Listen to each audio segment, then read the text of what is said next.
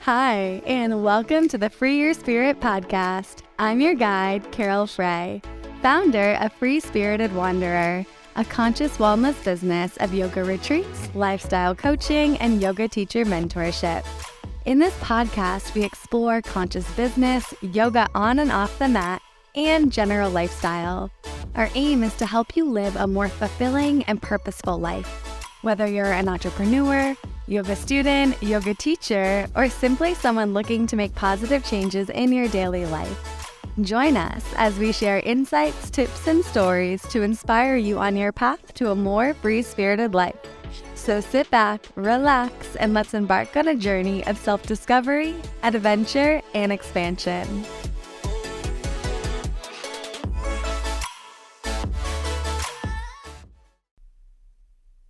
Hello, everybody, and welcome back to the Free Your Spirit podcast. I'm your host, Carole Frey. Welcome to this week's episode, Preparing for Nepal When All the Feels Become One. So the idea of this episode came to me during my walk on Monday as I was just thinking about this retreat that's coming up on September 19th, and we leave on September 15th, and there's a lot of emotion. There's been a lot of planning, so much that has gone into this. I feel like I'm, thinking about it and working on it 24/7 right now. And there's been a lot of feels and there's been a lot of planning. And, I decided to come on here and to do this episode just to share a little bit of my journey right now, of what I'm going through with all of this, with the planning. And also to kind of share about Nepal. I've had so many people that are interested in how I ended up in Nepal for my first teacher training, what it's like, why I decided to lead a retreat in Nepal, and really what it entails. So I just wanted to take the time to really talk about it today and to share it. And as I was really thinking about this episode, it started to scare the hell out of me, because it's an episode that really just has to come from my heart, and I want it to come from my heart. And because of that, I tried not to give myself too many bullet points or talking points, because I want it to come from my heart. I don't want to try to memorize something, even though I tried to have an outline. And within this, it was really hard for me to think about, how can I possibly put all of this into words? How can I possibly share this? And right before recording this, so just a few minutes ago, I was sitting in silence and just trying to find this sacred pause and this prayer and this meditation to prepare for this podcast. And just this even more crazy wave of emotion came over me, and this tightness in my chest and these little just feeling chilled and cold and just like wanting to cry and all of these things. And I wanted to get up and run. I wanted to run away from recording this episode, maybe run all the way to Nepal. I don't know, as far as I could get. And I'm not exactly sure why, but I just know that, Nepal overall means so much to me, and being able to bring a group here and lead a retreat in Nepal is just absolutely insane that this is my reality right now. And again, that scares the hell out of me. And one thing I've remembered that my dad shared with me, years ago is that, if something doesn't scare you, it means that you don't care. So, when we are scared by things, we care so much, right? It means so much to us. And when we care, we want it to go perfectly. And yet at the same time, we know that it won't go perfectly, because nothing ever does. And so I'm not even exactly sure where this episode is going to go today, but I just want to share from my heart. And by getting up and doing some of these things, doing something like this, I just hope that it can also inspire you to share from your heart. Or if there's something that you are scared by right now, remember that it's because you deeply care and you are meant to overcome this. So let's go ahead and try to dive right in. So just to get started, to talk about like how I ended up in Nepal in 2014 in the first place. And how was I was looking for yoga teacher training. So when I was, my senior year of college, I really, really, really knew that I wanted to become a yoga teacher. I had been practicing only for a couple of years at that point, but I was starting to make different decisions within my life that just continued to guide me towards this path and this lifestyle. I started to notice these shifts within my mind and my body and my relationships because of these yoga practices and really learning how to live that within my life. And it was something I realized that I wanted to share with others. And I think a lot of you also know that I love to travel, and I've just loved learning about different cultures and meeting new people and just being immersed in that. And that was something that I wanted for this yoga training. I wanted to be immersed in all of this without any other distractions. And I actually studied abroad in India in 2013. So my junior year, I studied abroad in India, and I studied Buddhism with a professor, Jim Hagen. And at this time, I was practicing yoga. I actually would wake up really early before our classes every morning, and we had this beautiful little balcony where we stayed with a view of the Himalayas. And I would get up and practice yoga from Yoga Journal, the sequences that I had in there, and they were maybe short, like 15-minute practices. And I was talking to, my professor Jim while we were there, and I was telling him how I just really had this desire to do a yoga teacher training, and I really wanted to go to India. I wanted to go to Rishikesh, the yoga capital of the world, where this all began. I wanted to learn from those teachers. And, I was 22 at the time. And when I was talking to Jim, I said that this was also something I wanted to do by myself. I wanted to go alone. And he kind of shared at the time, he was like, I don't know if I would feel super comfortable about you going to India by yourself as a 22-year-old female. He was like, if you had a friend with you or someone else, that would be different. And he kind of paused and he was like, how about Nepal? Why don't you look into Nepal? And I was like, okay, I hadn't really thought about Nepal before. And I think I probably waited until I got back from this trip, or who knows me, I might have been researching it while in India. But I remember finding this school, Rishikul Yogshala, in Nepal, and I just started reading the curriculum of the training. I looked at the pictures of, again, the Himalayas that were it's hard to even describe, even from the pictures of what you see. And I read it and I was like, okay, this speaks to me. This is what I want. I want to do this and I want to be here.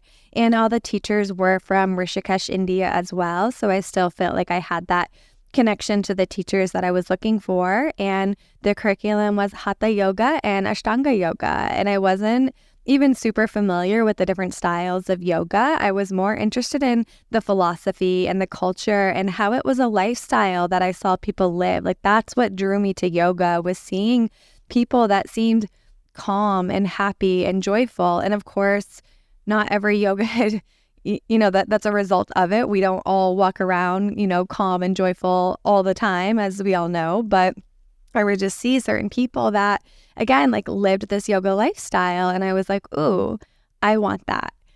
So that's what I was really drawn to from the yoga practice. And so I ended up, started planning this trip to Nepal, planning this teacher training. And I also decided that I loved my time in India so much with the study abroad trip that I wanted to do another study abroad trip with Jim Hagen as well, with the same school. And I was looking to go to Cambodia. And I was going to do this August of 2014, so after my senior year of college. And I looked into this, and what I actually did was I purposely didn't take enough credits my senior year of college so I could finish my college credits in Cambodia. So I took like all the crazy business classes that I needed to take. I put them all in that final semester, and I only had classes on Tuesdays and Thursdays. So I jammed packed my day 6 a.m. to maybe 6 p.m. I don't know. So 2 days of just chaos. And I was able to have, if you have 6 remaining credits left, you can still walk at graduation, which was important to me, to walk with all my friends. And so I ended up getting a job during this time so I could save up for Cambodia. And then from Cambodia, I decided to go right to Nepal. It worked out pretty perfectly that I had a few weeks in between the two trips. So by myself, I went over to Nepal. I had about 2 nights by myself, and then my dad came for about 10 days. And we did kind of like rural trekking, we call it. We didn't do any of the big base camps or treks, but we walked a lot and we hiked a lot in some of the smaller towns as well. And we just had a really great time. We went to a lot of the temples and the stupas, and we stayed. Our plan was to stay in Kathmandu, and then we decided to go to Pokhara, which is where my teacher training was. So we spent the last few days there, and it was really nice for me to be kind of just to see like where I was going to be and to start to get comfortable with that. And then after my dad left, so we had 10 days together, I was looking for a place to stay. I had one more week, and I found Om Family Ashram. And I stayed at this ashram for 7 days, and I practiced morning and evening classes. I had all my meals there. In the evenings, we did intuitive dance, which is something I lead on all of my retreats now. It's been a huge part of me as well. And I had these two just amazing teachers, and this was right before the high season, so it was really quiet. And I ended up being their only student, which was just a really, really special experience. So after that, I ended up having this amazing 200-hour teacher training in Nepal. And during this time as well, my now husband, Scott, he was my boyfriend at the time. We had actually only been officially dating for like 3 months or something at the time. We had been, hanging out. We liked each other, whatever you want to call it, for probably like 8 months or so. But it was really weird. The first time I met his family, I talked to his brother Billy, who also just loved to travel. And he was going to be in Pokhara, Nepal, the same exact time that I was. Like same place, same area. It was so crazy.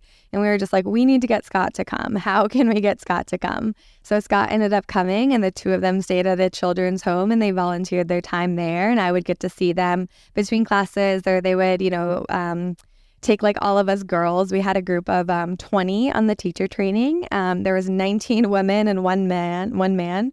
And Billy and Scott, we would all go out like dancing some of the evenings, and we just had so much fun. So it was a really great time. And, while I was there, of course, my main focus was the teacher training.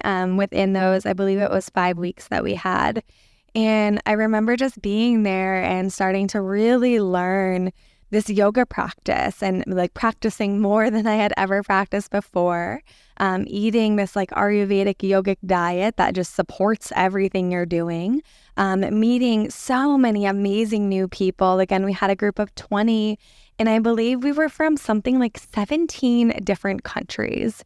So freaking cool. And it's amazing to think about that you have 20 people from 17 different countries that all came to one place for yoga.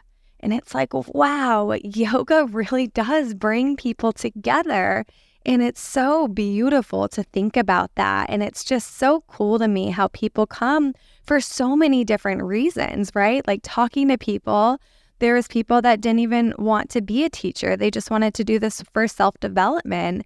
And I actually didn't even know that people did that at the time. I didn't even think that that was an option. I was just like, I know I want to be a teacher, so I'm doing this, yes, of course, for myself, but so I can be a teacher, so I can share this. So it was even cool to just see all the different reasons that people were there. We had one woman who had never even done yoga a day in her life and decided to do a 200-hour teacher training.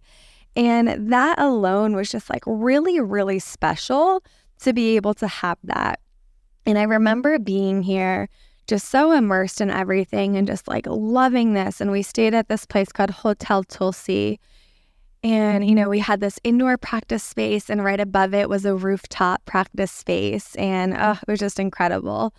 And I just remember thinking like, wow, one day I want to bring a group here.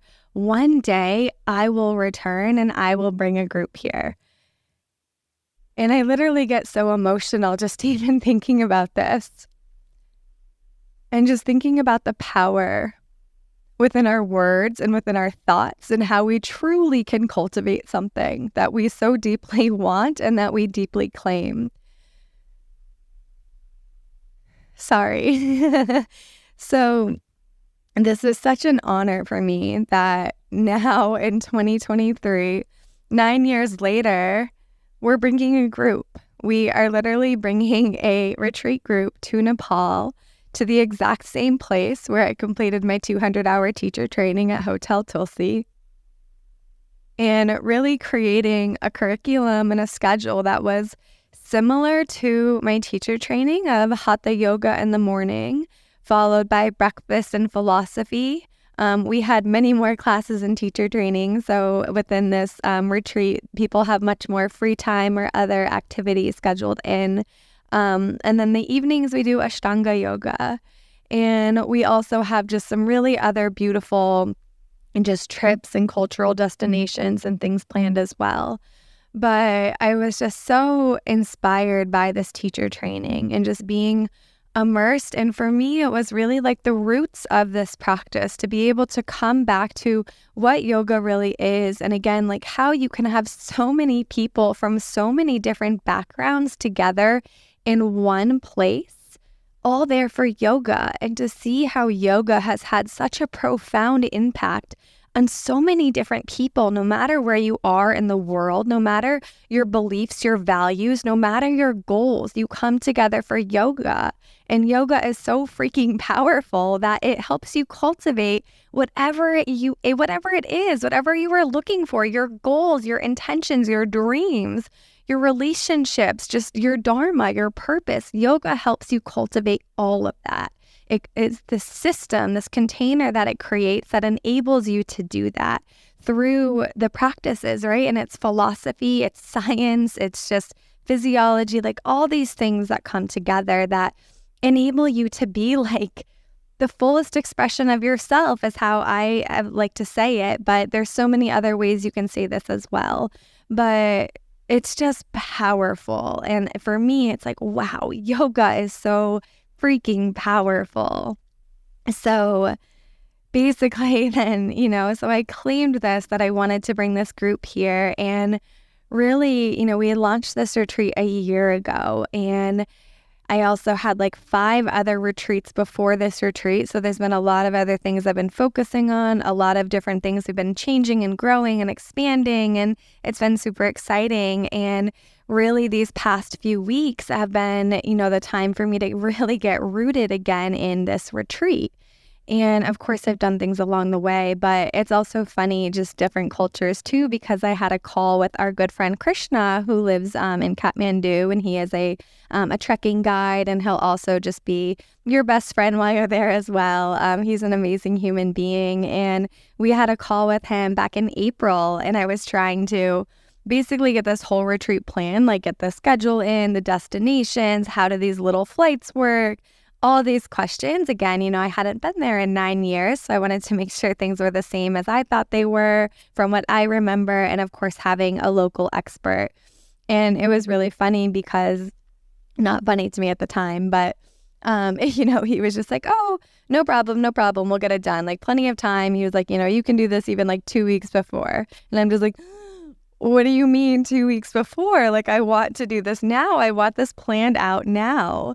And of course, leading retreats around the world, it's something you obviously have to be a great planner and be very organized.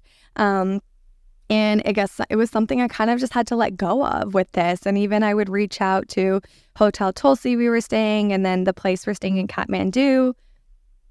And everyone's like, oh, no problem, we'll get it handled. You ask a question and the answer is always like, it's possible, which pretty much means yes, we'll make it work. But it's just so funny coming from, the background I come from, or again, wanting to plan everything, to be organized, also just how we are in America, right? Like, we want to know exactly what's going on at every moment of the time, and whatever, all these things, right? Like we follow a time, we follow structure, blah, blah, blah. And it's just so funny. Like, they are very organized over there. It's just they do things very differently.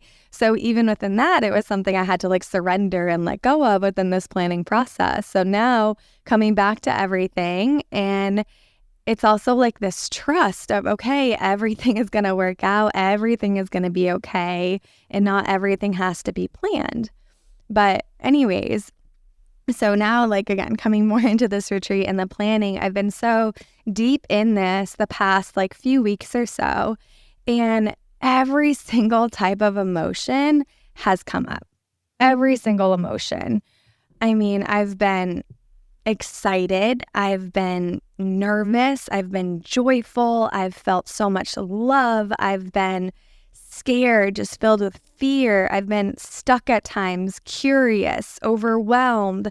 Oh my gosh, what else? Nervous. I don't know if I said that, but basically, like any emotion, any feeling you can think of, I feel like I've felt it within these past few days or these past few weeks, and just these waves of emotion coming through me all the time.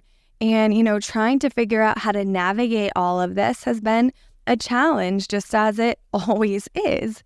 And of course, some of these feelings, it's so easy to want to run away from those, right? When we feel angry, stuck, fearful, any of those things, right? We want to run. We don't want to be in that. But what happens is when we want to run, we miss out on that experience. And more importantly, we miss out on the experience we are meant to have, because we literally cannot, become who we are meant to become or have that experience later down the road without the bullshit that we have to go through, right? Without, again, like those feelings of just like chaos and overwhelm and whatever it is that we want to run from. We have to sit with that and we have to learn how to overcome it, because it's so important for our journey. It's so important for that next part. And just we learn to do this through the yoga practice, right? With being able to literally like sit with this, to observe those observe the feelings without attaching to them, right? Without making a story around them. It's like, can I just find that like helicopter vision from above and watch myself feel these ways? Can I just watch it rather than attaching it, rather than becoming my thoughts of fear, of overwhelm? I don't need to become those. I can simply observe them, see what they're here to do, what they're here to teach me, and then take that guidance to move forward. And this is something that I've had to learn so much within this process. And this is literally the yoga, right? This is why we go to yoga. This is how we learn how to overcome these things, so we can do this in real life when it matters. And yes, it matters on the mat too, because that is how we show up in life. But when we start to have these experiences and these times in life that mean so much to us, it's like, yes, this is when we have to learn how to overcome them. So we try to have this experience with it. And, so all of these feelings have just been like coming through all the time. And again, I've just wanted to cry. I've wanted to run, sometimes cry from overwhelm. A lot of the cry is like, I cannot believe this is actually happening. This is actually coming true. I cannot believe we leave in 2 weeks. I cannot believe I get to see some of these people that I've wanted to see, right? All of these feelings come in. And I was thinking about it and finally realized that all of these feelings were starting to become one. And what that feeling was, how I guess the best way I can describe this is a deep inner knowing that I am doing what I am meant to do.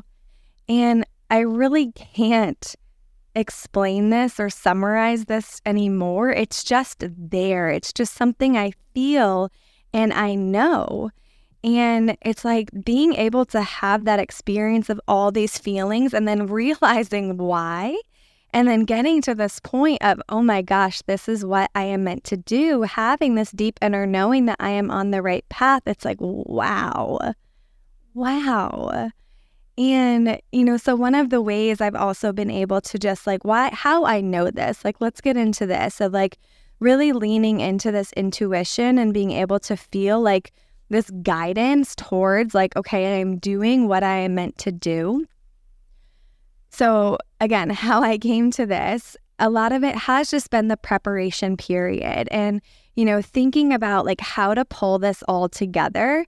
This has been the longest retreat I've ever done. Typically, our retreats are anywhere from 3 to 7 days. 5, I would say, is typical, like the most, I can't think of the word right now, the most common.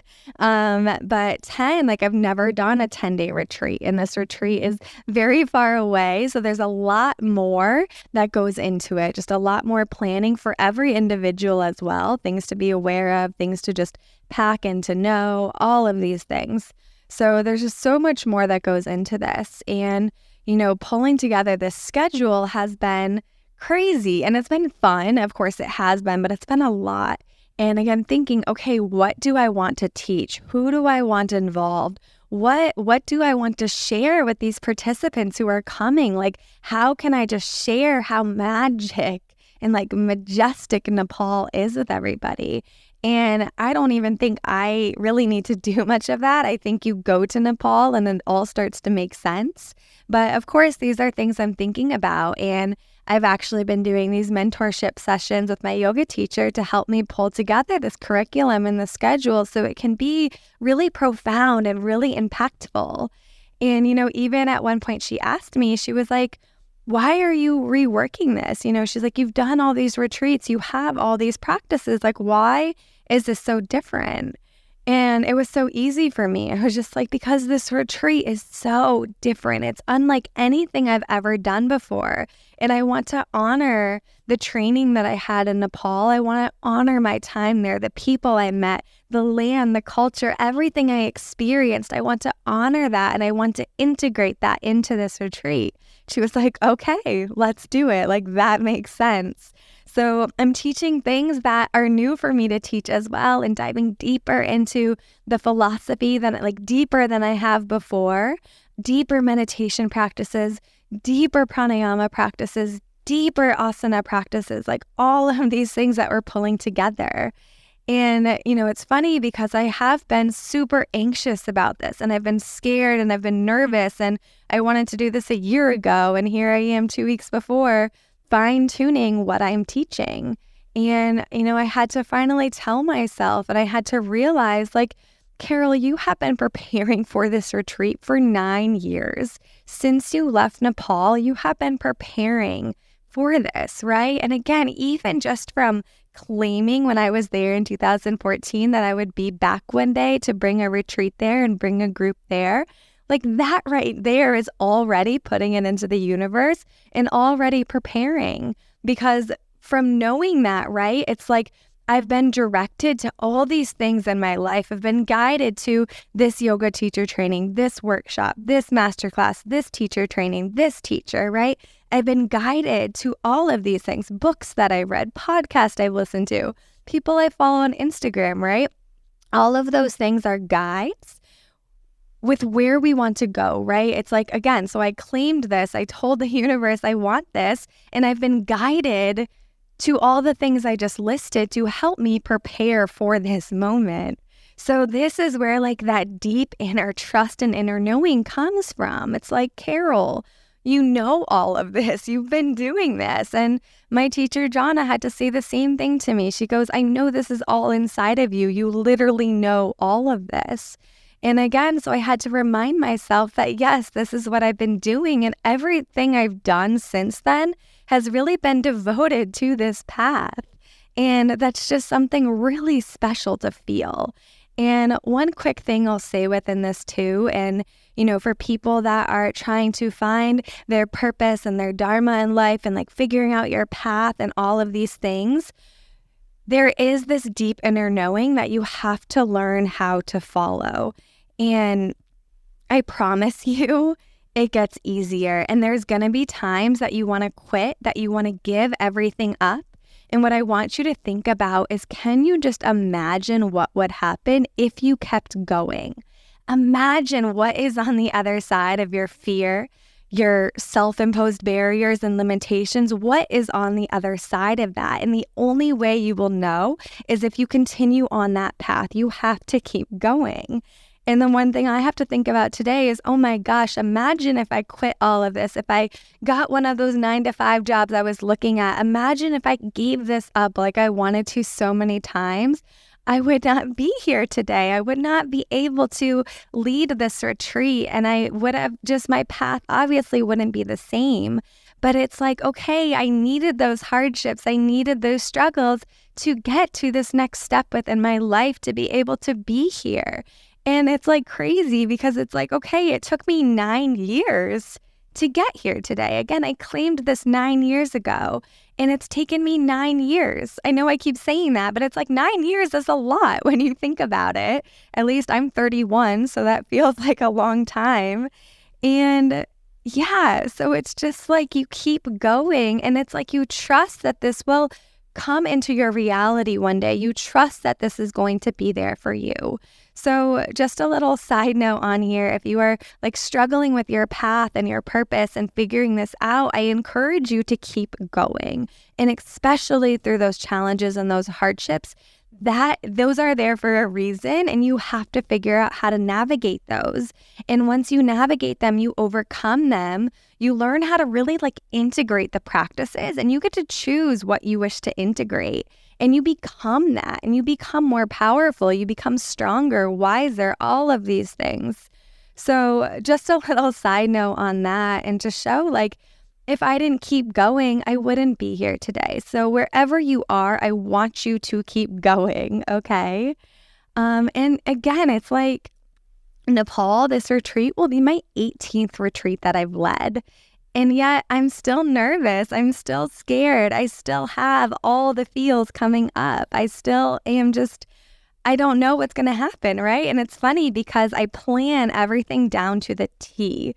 And, I visualize it forever, like years, basically, visualizing this and all these retreats I do. I always visualize them. I see how I want it to go. I plan how I want it to go. I schedule it, whatever it is. And then there's a part of me that still knows it's not going to happen this way, right? Like, do things ever really go by plan? Maybe some things, but not totally. So it's like, yeah, I do all this planning knowing that it's probably not going to end up this way. However, what I do know is it's going to end up exactly how it's meant to. So there's this process of surrendering and letting go of, hey, I did the work, I showed up, this is what I'm creating, and now I hand this over to higher power, to higher spirit, to my higher self, to the universe. And I trust that this is going to just be however it is meant to be. So I will say, like, again, this is my 18th retreat. Yes, it gets easier, but there's still challenges and obstacles. There's still things that I face every single time. And you will too. And just continue to navigate that and just learn that, like, know that it's all part of your path. Okay, so one of the other things I just wanted to touch on too, and again, like when I said, all these feelings became one into this deep inner knowing I'm doing what I'm meant to do, I want to share with you one of the other ways I really knew this. And within this, I really want to encourage you to follow your intuition and follow these guides. So, again, for these past few weeks especially, this has been my main focus right now is this Nepal retreat. And I'm really, really big on visualization. I visualize how I want my days to go, how I want my life to go, my retreats to go, all of these things. So my big focus obviously has been on Nepal and visualizing Nepal. And so it's funny because when I was, just in these meditations, and I remember the first time I had this, so I was in a meditation and I just visualized myself. I saw myself meditating in Nepal. And I saw myself coming out of that meditation with this guidance that I was meant to stay longer. I was not meant to leave yet. And, so originally Scott and I had just 4 extra days planned from this retreat of staying. So just 4 extra days for us. And I kept, again, having this visualization, something telling me like my time is not up here in Nepal, that I'm meant to stay. I have work to do, studies to do, relaxation to do, whatever it is. And, I kept kind of like having this in my head. I kept seeing it. And I remember telling myself like, okay, I'll let me hold space for that, but let me just wait until I get there. I'll see what happens. Let me just wait. And I kind of had to wake up and I was just like, Carole, you're not someone who waits. You are someone who creates these things for yourself. So there is no waiting. And just a couple days ago, I brought this up to Scott and I said, what are your feelings on staying longer in Nepal? And he more quickly than I thought was just like, yeah, I think so too. I would like that. And so basically we're staying for 2 extra weeks. And from there, we are flying directly to Vermont instead, where we have a wedding at the end of the month and the end of October. So we are staying 2 extra weeks in Nepal for us. And, I found out after kind of committing to this too, that my teacher that I did my 300-hour teacher training with in India is going to be at Hotel Tulsi right after me leading another training. And I talked to him and he invited me to come join in on some of the classes. So I get to be a student there as well and just to continue with my own studies. And Scott, when he was there, he spent 3 days in this village called Chandani. And again, our friend Krishna, who I talked about earlier, brought him there along with his brother Billy. And it was his, the most profound experience he's ever had, the best time he has ever had in this little village of 70 people that he trekked up to. And he talked to Krishna, and Krishna said that he would bring him back there, and they invited me to come with them as well. So that is also something we are going to do. And we don't really have a plan while we're there. I've looked at some apartments, places to stay. I'm going to figure it out when we get there. And it's one of those things I'm not concerned about. I know it's going to be okay. And this is just learning this. So learning to say yes to this, to say yes to these guides, and to ask Scott, right? It's just like, ask him what he wants to do, what he thinks. And if the answer is no, okay, you figure it out from there. But if we don't ask for what we want in life, no one knows and we will never receive it. So we have to ask these things.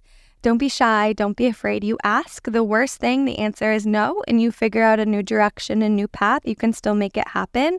Maybe it looks a little different. So, and just again, being there for 2 extra weeks, it's like, wow, I am doing what I meant to do. And it's funny, again, because there's a part of me that's like, oh no, you shouldn't do that. You should be back home, return back to the studio, work on your other retreats, just be back in your life, your routine, whatever it is. And it's funny. And I'm just like, why?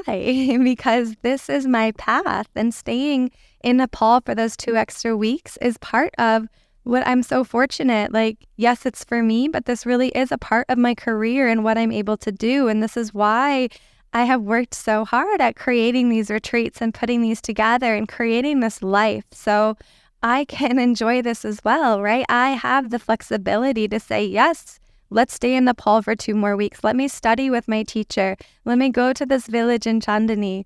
Let me drink all the chai, copious amounts of chai. Let me continue to look at the Himalayas, to meditate, to read, to be contemplative. And even Scott and I were saying, we'll take time, obviously, to work on FSW.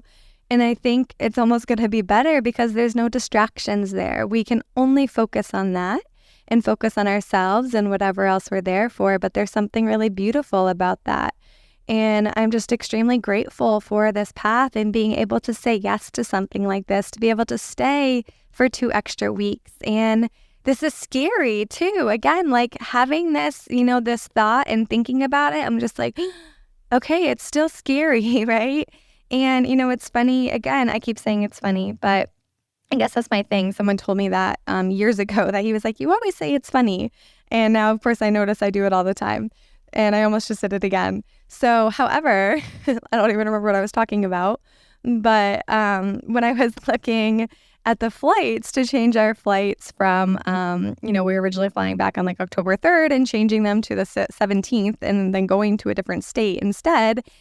It was chaos to do. I probably spent 4 hours trying to figure out how to do this the best way possible, making sure we weren't going to lose a lot of money.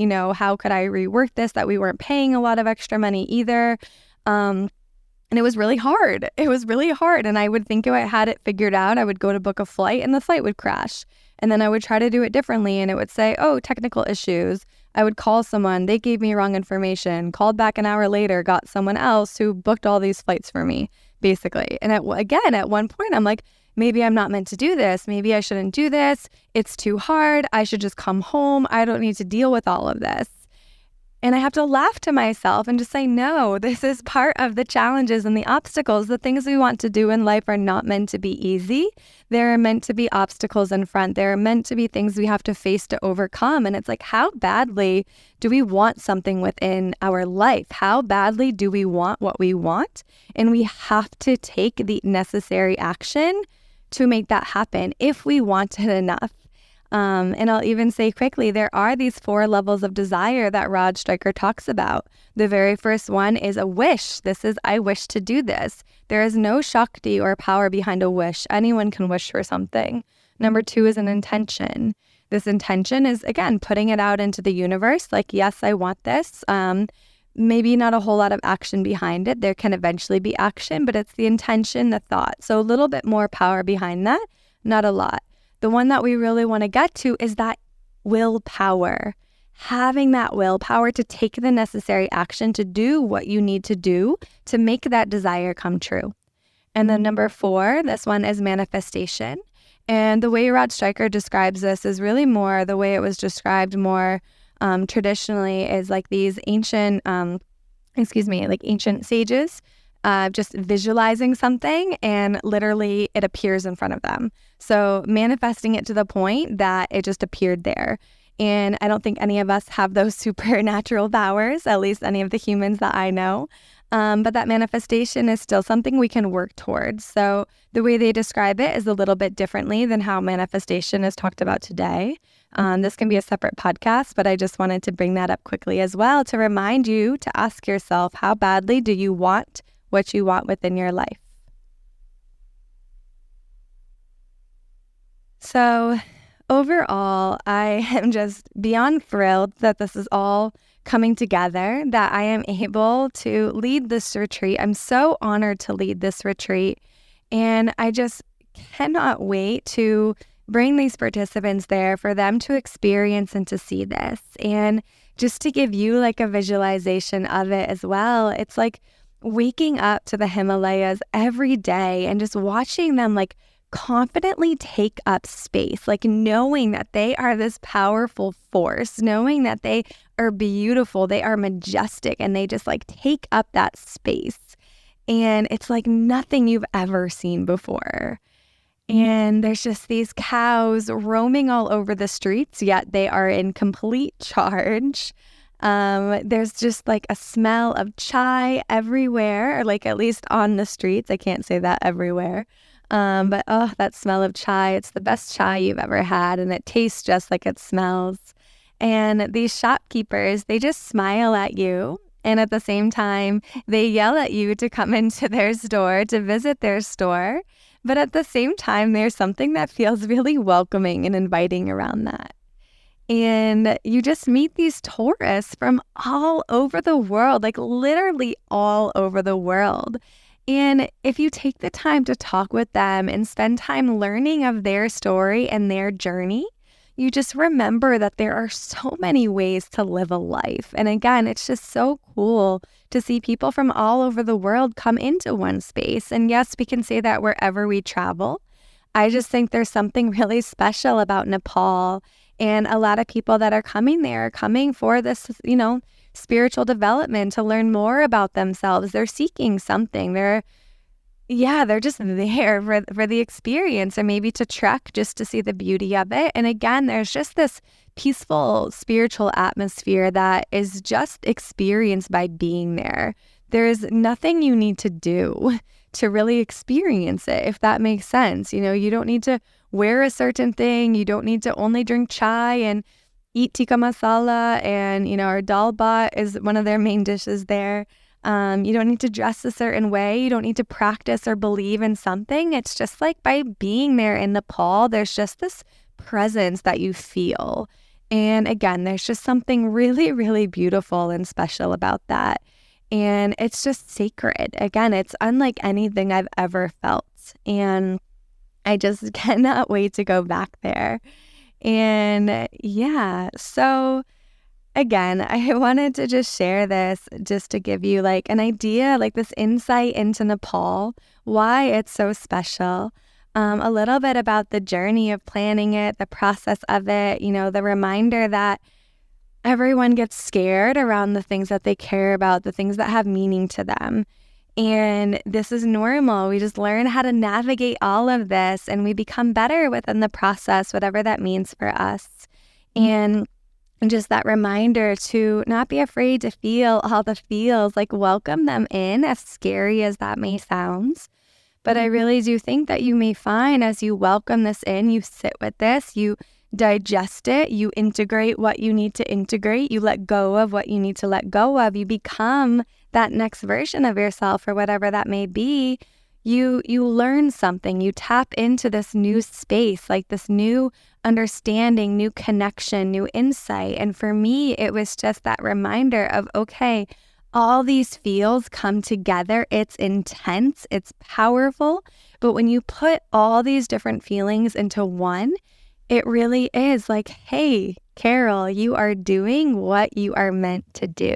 You are showing up as you are meant to, and you are helping to create that impact that you are looking to create.